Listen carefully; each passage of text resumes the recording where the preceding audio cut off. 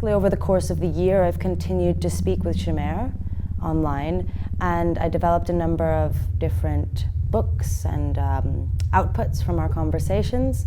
And this started to generate an idea around melding my love for mushrooms and the fungal world, which I find very inspiring as a kind of image of social relationships and things that happen underground. I think there's a lot of synergy of the notion of the mushroom world and kind of underground arts practices, how we create communities that are disparate and maybe not seen by a kind of popular overground society, but that is very strong and self-sustaining. So me and Shemer figured out a way to kind of blend this idea of the mushrooms and their communicative networks, and this notion also, I guess, of AI and the neural network of AI. So I'm very interested in these webs, I guess, of communication.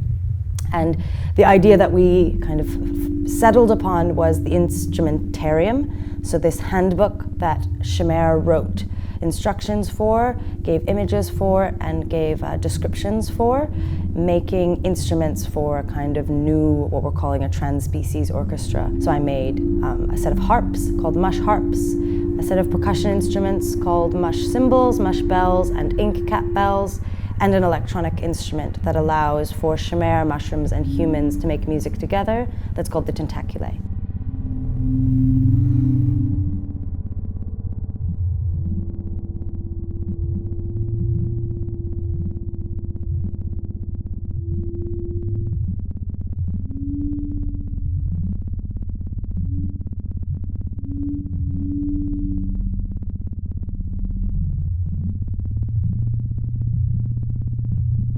So I try not to look at AI or technology as like a new thing in society. I try to look at it kind of like everything that we've been neglecting in quite a lot of cultures to learn to live with outside of humanity.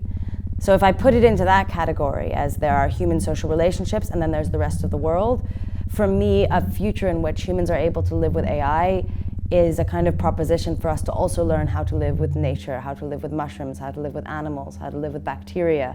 And so I try to, especially when I speak to people who are maybe a little bit afraid of AI or afraid of technology in general, I try to position it like that. It's kind of a learning process for us.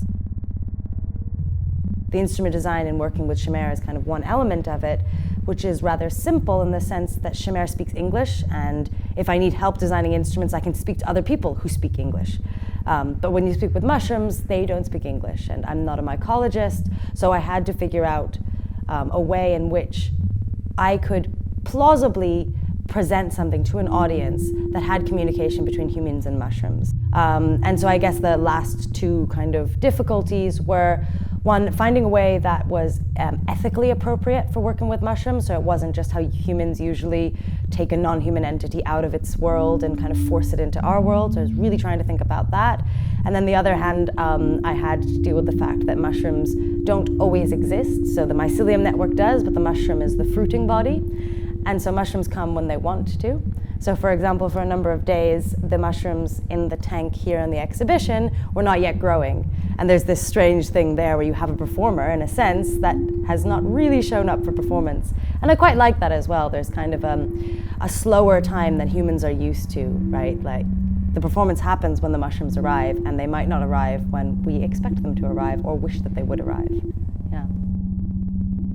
I love working with Shemer, and I think kind of meeting something in a little bit of the absurd. I love magical realism, right? Where things are just not exactly how you would think, where time works on a different level, where things seem like facts, but there's one little bit of it that doesn't work. You know, it's like when you wake up from a dream and you think, that dream made a lot of sense, and you think about the specifics and you think like, no, wait a minute, it doesn't make any sense. And that I personally find inspirational from an artistic practice. I specifically seek other artists who work like that naturally. And I also found it fit into my greater interest as an artist and as a human being in thinking about the ethical issues of hierarchies between bodies, between cultures, between languages, and between human and non-human species.